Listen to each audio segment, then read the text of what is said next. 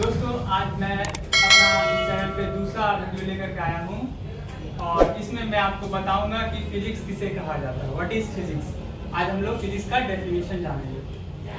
तो फिजिक्स एक बहुत ही महत्वपूर्ण विषय है विज्ञान का, और ये विषय जो है ये विषय हमारे प्रकृति, इस पूरे ब्रह्मांड, ये जो अनंत ब्रह्मांड है इसके बारे में हम लोगों को जानकारी देता है।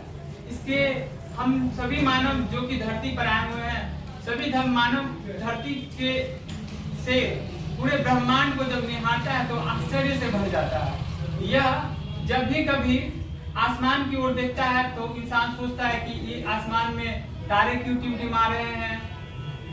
अगर सुबह हो रहा है तो सुबह के बाद दोपहर आया, दोपहर के बाद फिर रात आई, तो यह प्रक्रिया क्यों हो रहा है।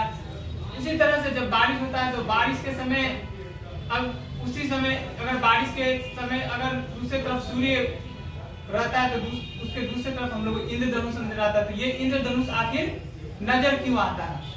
प्रकृति में ऐसे अनगिनत सवाल है, तो इन सभी सवालों का जवाब हम जिस विषय में ढूंढ पाते हैं, या इन सभी सवालों का जवाब ढूंढते हुए हम जिस विषय को आगे बढ़ाते हैं उसी विषय को हम लोग भौतिकी कहते हैं। भौतिकी के बहुत सारे नियम हैं। इसके खोज को बढ़ाने वाले बहुत सारे वैज्ञानिक आए हैं जिन्हें हम भौतिकी शास्त्री के नाम से जानते हैं, जैसे कि आइंस्टीन, न्यूटन, चंद्रशेखर वेंकटरमन। इन लोगों ने इस विषय को आगे बढ़ाया है।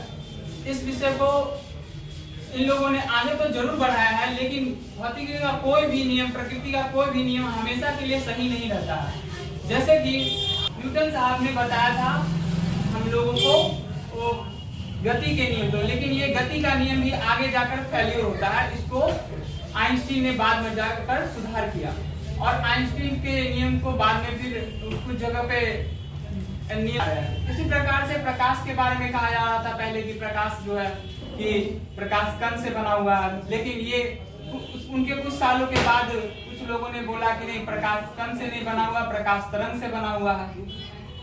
प्रकाश तरंग से बना हुआ ऐसा कंट्राडिक्शन बहुत समय तक चला, लगभग 100 साल तक। फिर ये भी पूरा सही नहीं हो पाया। बहुत सारा ऐसा घटना था जिसमें ये लगा कि नहीं, ये भी सही नहीं है। उसके बहुत दिनों के बाद एक दूसरे वैज्ञानिक आए, डी ब्रोगली, जिन्होंने बताया कि प्रकाश कण है। प्रकृति की कोई भी घटना का अंतिम मोहर कोई वैज्ञानिक नहीं लगा सकता। ये एक सतत प्रक्रिया है जिसमें कि हमेशा खोज जारी होता है। तो भौतिकी का नियम, कोई भी नियम हो, भौतिकी के कोई भी नियम हो, उसकी सतत प्रक्रिया, उसकी जानकारी के लिए जो है प्रयास सतत चलता ही रहता है। इस प्रकार का ये रोमांचकारी विषय है।